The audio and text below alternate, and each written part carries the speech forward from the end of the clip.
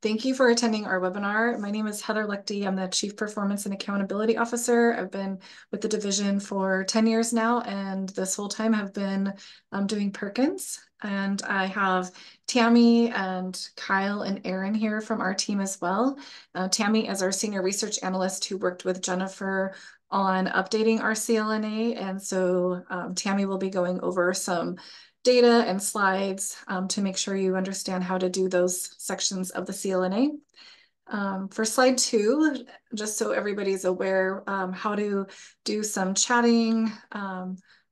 Tammy, do you mind? Thank you. It's maybe lagged. Yeah, so feel free to ask questions as we go. If there's something we'd rather you ask ahead of time or as we go along. And you can use the raise hand feature, and there's also the Q&A. And so we can take questions that way as well. And then we'll have everybody on mute, and then unless you're asking a question, and then we are recording this, and this will be available on our Perkins YouTube playlist. So slide 3 just has the objectives that we're hoping that you will get out of this webinar.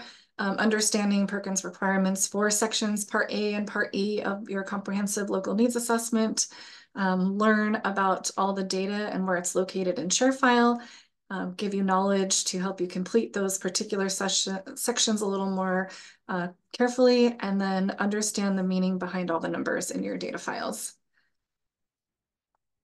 So this is just a brief visual that tells you about those requirements, but on Part A, it's related to evaluating student performance and gaps and having that analysis of all the CTE programs that you have and various populations.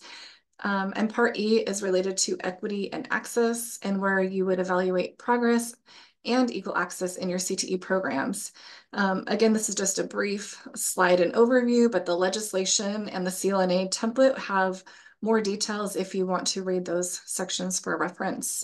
Overall, the CLNA is helping you write your Perkins projects and what you need to focus on for those activities. So if you're not identifying those needs in your CLNA, your projects would not be approved. So this is just helping you understand how you can look at your data to create projects that will help with your CLNA. So this is my last slide before I turn it over to Tammy, but in using all the data for the CLNA, we really do want you to look at this from a lens of making data-driven decisions. But overall, it's about improving program outcomes for your students. But we will provide in the slides that Tammy will show you is more of the quantitative data. So what do the numbers say? But also on the qualitative data, it's more, what are your observations? So of all the numbers that we're giving to you, do you know why the numbers are high or low? Have you also talked with your stakeholders, and maybe they can give you some feedback on those numbers as well? And just in general, if you're doing surveys and things like that, that's how you would use that information. But now I'll turn it over to Jennifer, and she'll go over where you can find all this data. Okay, thank you, Heather. I'm sorry, I think I said Jennifer. That's all right. My name is Tammy. I'll be going through getting into your files, and then also starting to look closely at what is provided for you, and then what do you do with it. So first, everything related to the CLNA is in ShareFile. So you'll need to navigate to the ShareFile account. If you need help logging in, please email McKenna Stallones. Once you are there, do note that the logo is Idaho State Board of Education. When you log in, it will plop you into your appropriate district or institution. My computer was slow when I did this. It does take a second sometimes. So when you get in there, you'll be plopped right into, I'm in a test district, but yours will have your name up there at the top. And then, so once you're in there, to get to your CLNA, you have to navigate to the right folder. So you will go into your Perkins non-data folder. You'll go into CLNA, and then you will go into your CLNA Excel. It will bring it up in the browser to begin with, but it will look broken because ActiveX controls were being used. So you'll have to download the file to your device, your local machine. Once you get to it downloaded, you can click on it to open it in Excel. The ActiveX controls that are being used there are ones that just make it easier for inputting the information. So it will allow you to push enter and it'll scroll for you and those sorts of things. So you'll also need to access your data, which is a separate file. So you will need to navigate to a different folder in ShareFile. So you'll go into the data folder, you'll go to the appropriate year, and then it will show you your file name. For secondary, the naming convention is the district ID dash Perkins measures. And for post-secondary, the naming convention is your institution acronym dash PS statewide measures, and then 2 years. So 22, 23 is the one for this example. You can choose to download this file or view it in your browser. It won't error out on that one. If you're looking for trends in the past, you can look in the past data year folders, or if it's beyond 2020, there's a folder that says historical data. And so that will look further back. So I'm going to go into secondary and the steps for going through part A of your CLNA, and then we will move into post-secondary. They are very similar, however, the templates look different. And so that's why we split it out. So what is in this screenshot here on the left is your CLNA document in part A. And so we're looking at the part A tab. And then what is on the right of this screenshot is your data file. And one thing to note is that there are multiple tabs down here, and each tab represents a measure starting from 1S1 on. And then at the beginning, MS is a measures summary. And then you have a C file that stands for concentrator, and a P tab that stands for participant. So first, you want to make sure that you are on the right tab for the measure you are looking at. You also want to make sure you are working in the right year. So we are in 22, 23, so we're going to be in this column here. And we are looking at 1S1. And the instructions, if I had it all up on the screenshot, would say to enter your grand total percentage into the performance measurement cell, which is the brown cell. So what you're going to look for is for each measure, you're going to go to your grand total or unduplicated row, and you're going to grab this percentage here, and that's what you write in that row. One other thing to note, and we'll get into it more, is that there are some conditional formatting built into the templates. And so if you see green, yellow, and red marks, those indicate how the numbers compare to the goals. So really quick on the goals, we have state determined performance levels, or SDPLs, and those are applicable to each year. And then we have what we call the goal. And so that goal is 90% of the state determined performance level. So if we look at 22, 23 for 1S1, our state goal is 89.2. And so the goal that you're wishing to meet is 80.3 or above. So once you have finished that, you'll move into the gray cells. Here you will list any populations, such as gender, race, and ethnic groups, and special populations that performed below the goal. So let's break that down a little. We are looking at below this goal here, so below the 90%. They will automatically be flagged with a red X. So you will pull in here. Oh, and I should note that these numbers are made up and not real. It doesn't reflect real student data. But we would come down here, and in this particular instance, we have the Asian population and the individuals with disabilities are showing up as not meeting this measure. So they would go into that box.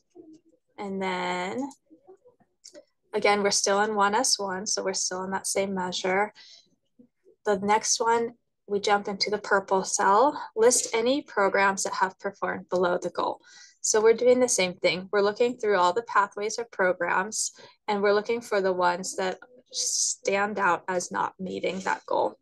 So in this case, it would be cabinet making and bench carpentry didn't make that goal. This process will be repeated for steps 1 through 3, all 3 of those for all 8 of your Perkins measures. One note about 22-23, your 2S3, which is science, doesn't have data available. So that result will be NA. And you won't even see a tab for that one in your data document. So now you've gone through and you've completed all 8 of your Perkins measures. The final step is list needs that can be addressed through Perkins funding. This goes into the blue cell. So you've completed it for all of the measures for 3. You've identified programs in 4. Are there programs that you are seeing show up multiple times? Are there population groups that you're seeing showing up for multiple times? You might want to take those to your stakeholders and see if you can come up with any ideas that might lead to projects that can be used for your Perkins funding. So a little bit more into what do these numbers mean. So if you have populations or programs that are showing up below that goal, specifically, what does it mean? So for 4-year graduation rate, those groups are not graduating within their 4-year cohort. Something might be happening to prohibit it. We can go into a little bit more of that later. For 2S1, 2S2, 2S3, these are the 3 proficiency measures. So groups that are not performing up to that goal, they are being marked as not proficient as measured by the ISAT. And again, science won't have data until next year. Post-program placement, groups that are showing up below the goal, they are not being positively placed. If they are non-traditional program concentration, means that those groups are not preparing for a non-traditional career. Again, attained post-secondary credits, those groups are not attaining the post-secondary credit in their relevant CTE pathway. And then finally, technical skills assessment. Something is prohibiting those groups from performing well on the technical skills assessment. So some considerations to take into effect. Can accommodations be made to help improve different groups' performance on the ISAT tests? Are there things in common between programs that are doing well and those that are not doing well? For post-program placement, this 3S1 here, can survey methods be improved? Maybe it's not that the students aren't being positively placed. Maybe it is more of a difficulty in tracking that. For non-traditional students, would a targeted outreach help reach different student populations for different programs? So these are the sorts of questions that will help drive your stakeholder conversations and then drive your Perkins needs list. I'm going to pause for a second because that was a lot for secondary. See if any questions. Okay, seeing none, I'm going to continue into post-secondary world. So the process is very similar. The differences are that the template looks slightly different. It's formatted differently. And post-secondary has 3 measures, whereas the secondary folks had 8 measures. So to start with this, you will enter your grand total percentage into the performance measure cell, which is the brown cell. Oh, I should, before I jump into that, the post-secondary measures are all on the same tab. So you'll make sure you're in the example measures tab and that you are looking at the correct measure here, 1P1 to line up to 1P1. and ensure that you're in the correct data year. So in this case, we're looking at 22-23, so we will be in this column here. Your grand total is located here on the template, and so that's the number that we would expect to be in that box. Moving on to the step 2, list any populations, gender, race, ethnicity groups, special population groups that performed below the goal. So again, we are looking at the goal, which was 90% of the SDPL, that bottom number. They will show up as a red X. So in this case, we have the Asian population and the Black, not Hispanic population, showing up as below the goal. So those would go into that box. Moving on, your programs. So again, we're looking at those programs that perform below the goal. So you're going to be listing them in the purple box. So in this case, we're looking at digital media specialist and machine tool technology. You will repeat 1 through 3 for all 3 Perkins measures and then continue on to the final step. Now that you have identified the areas that are below the goal, list the needs that can be addressed through Perkins funding. Again, this is a great spot to take this information to your stakeholders to see if from their lens any other ideas or thoughts come out of your conversations. So for post-secondary, what do these numbers mean? Well, if you have populations or categories below the SDPL, in 1P1 placement, it means that those groups are not being marked as being positively placed. And in 2P1, which is recognized credentials, those groups are not earning those credentials.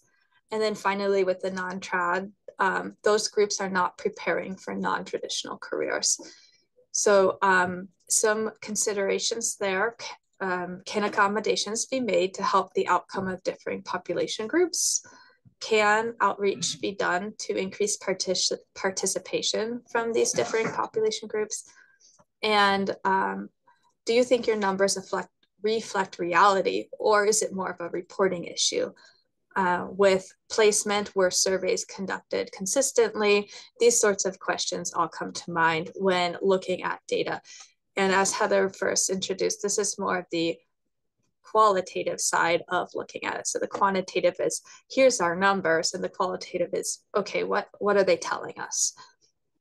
So that's all I have for part A. And I'm going to pause for just a second, see if any questions come in, because then I'm going to move into part E. I see a hand raised. Shayla. Yeah, I just wanted to ask real quick, and maybe you said this while I was trying to open up my files and missed it, but did you say that for previous years, those brown boxes do not need to be filled out, or we need to go back and find those numbers? Oh, thank you for asking that. I didn't say, and they should be filled out. So you will have to go back for the previous 2 years prior to the current year. And then for the future years, they'll already be there filled out for you because you had already done them.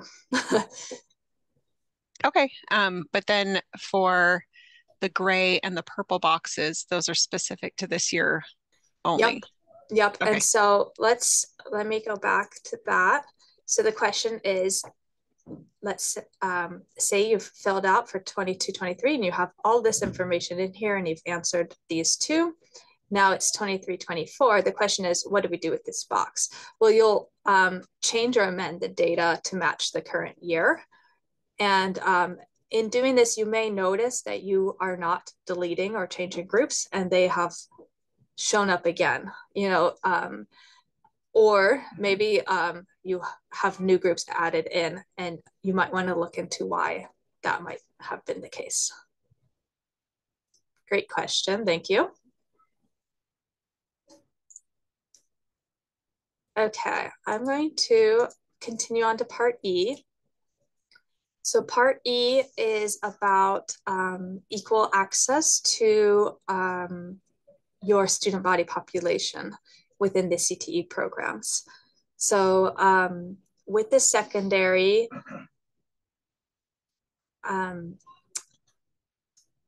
Okay, so what I have, sorry, what I have on this screenshot is a comparison of your data, which is here on the left, to the statewide enrollment percentages.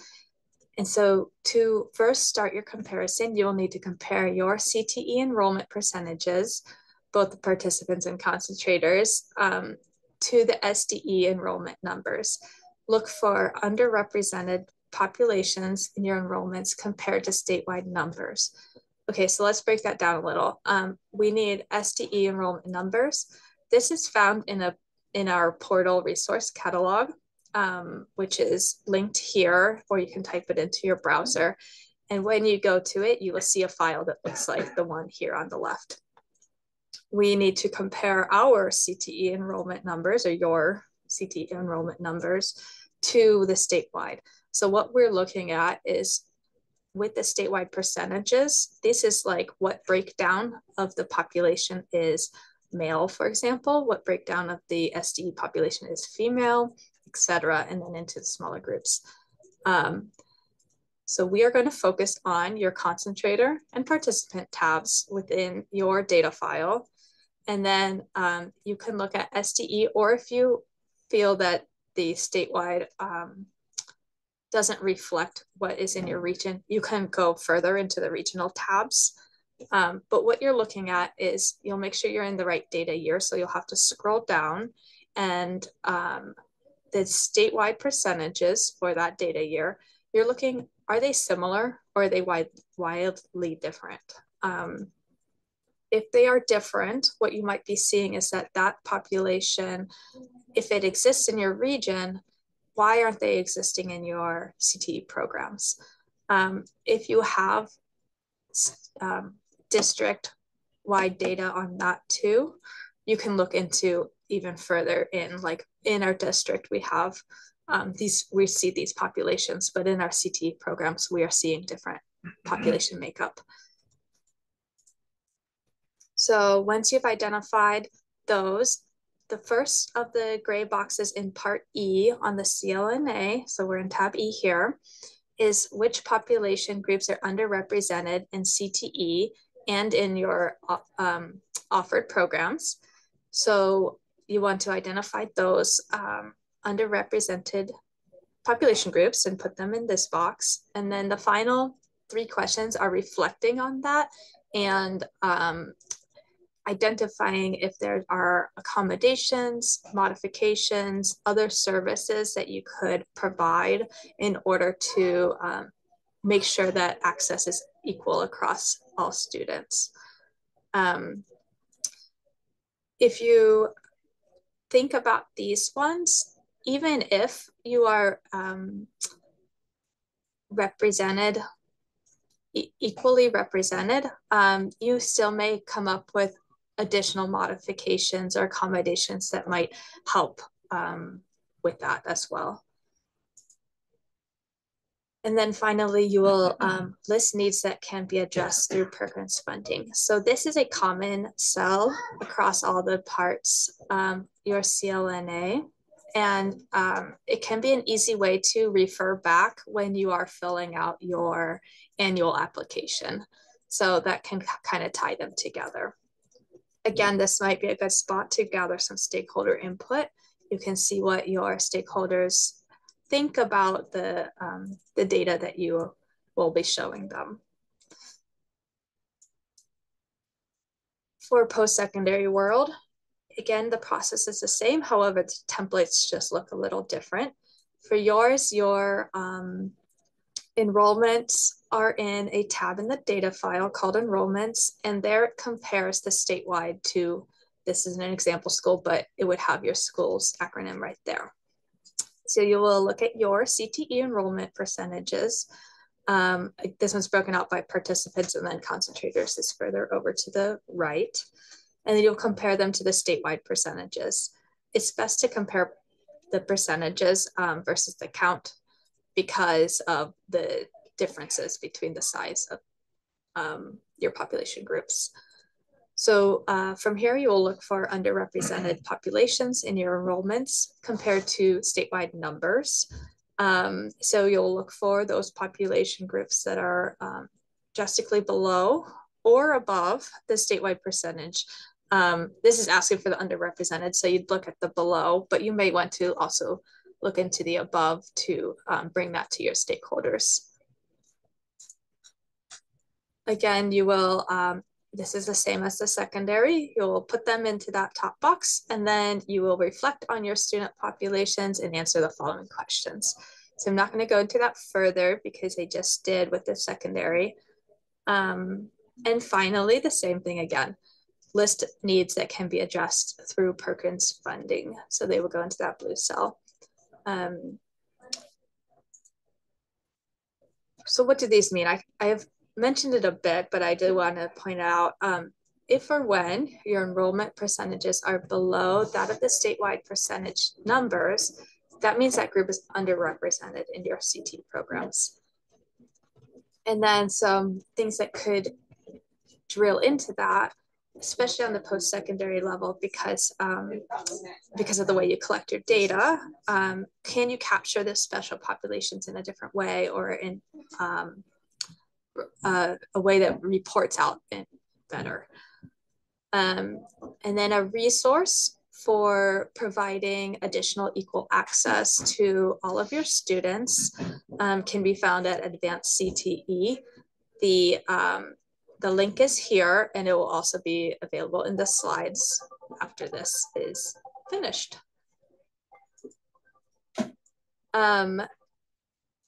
So I'm going to pause for a second and see if any questions come in, because after you finish it, we will have to resubmit your CLNA. So I'm just going to pause for a second.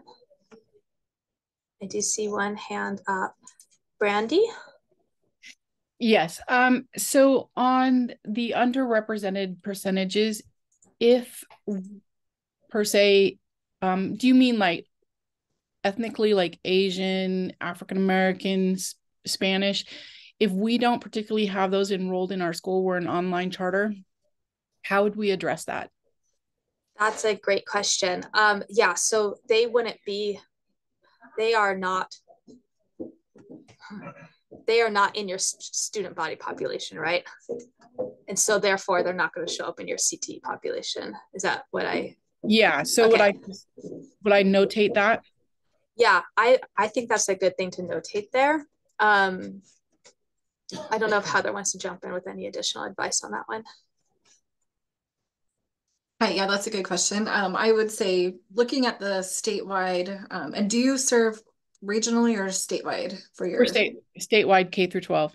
Yeah. So what I would do is really just look at the statewide enrollments and do that comparison to your population and make a note of it.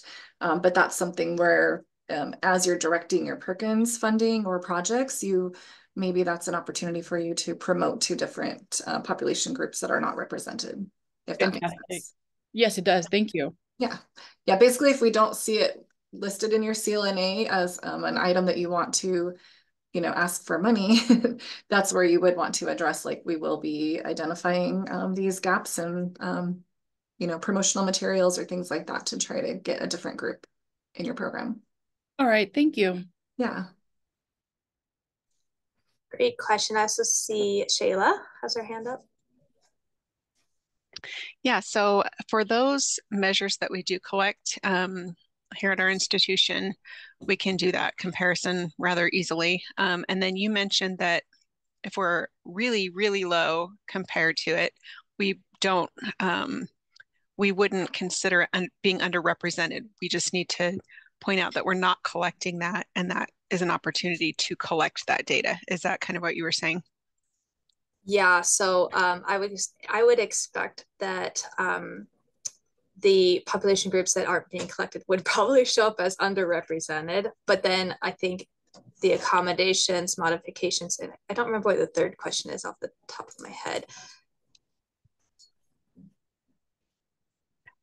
Yeah, so I guess my question just surrounds the word underrepresented. I know for sure that a handful of these special populations we're not capturing currently. We would like to, but that is why they're, quote, underrepresented. And so my question was just, do we identify that Oops. as underrepresented, or do we identify it as we're not collecting it currently? I think you should identify it as underrepresented in your data. However, explain why that is. Okay, Is that perfect. Thanks. okay? No Yep. problem. And if I could maybe add to, I'll be including the last couple slides has the Perkins guide, and we did provide on the post-secondary side some of the populations. It's self-identified by the students. Unlike secondary, all the data is captured and on the students historically for years. But as a post-secondary student, we do have on the last few pages ideas on how to help with that reporting and gathering of that information and working with different groups. So if it's the Centers for New Direction, for example, it's working with them and just trying to capture more students to meet their needs. Thank you. Great questions. So the CLNA has more parts than Part A and Part E. So you may be updating additional tabs at the same time. But when you're ready to resubmit, you please use the same file name. Do not change your ad to the file name. Don't add a date. You don't have to add updated by or like any other words. You'll log back into ShareFile and go to the correct folder. And then to upload, you'll need to click the purple plus sign, select upload, and you'll drag in your file or choose browse files and browse to where it's saved. And then upload. So you'll go into Perkins non-data, into your CLNA folder again. It's already there. So you push the plus and push upload. You'll need to either drag it in or browse for a file. Once it's in there, it'll show up right here, but it's not yet uploaded until you push that upload down there. You'll see it go through and then you'll see it disappear. But what happened is that it added another version.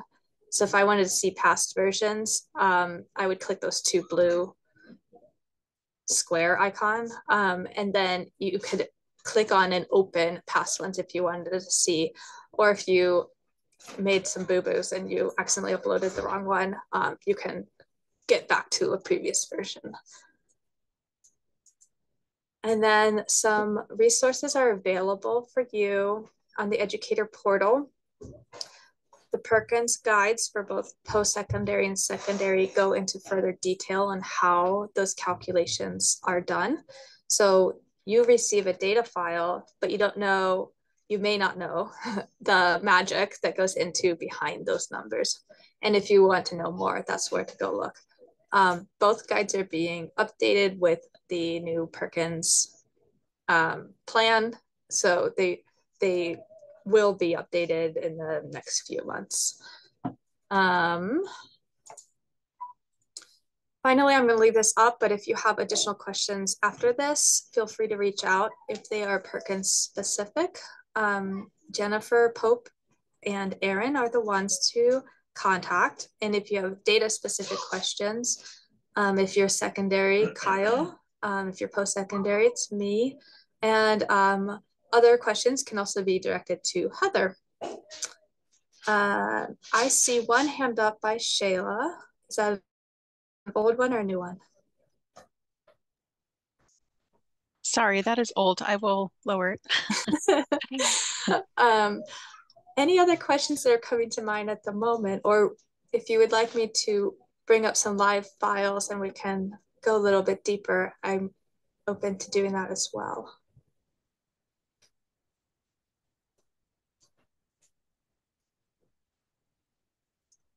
Okay, seeing none, this will be posted on our Perkins YouTube channel. So if you need to refer back, please go look there for the recording, and the slides should be there as well. Thank you, and enjoy the rest of your day. Thanks, everyone. Thank you. Thank you.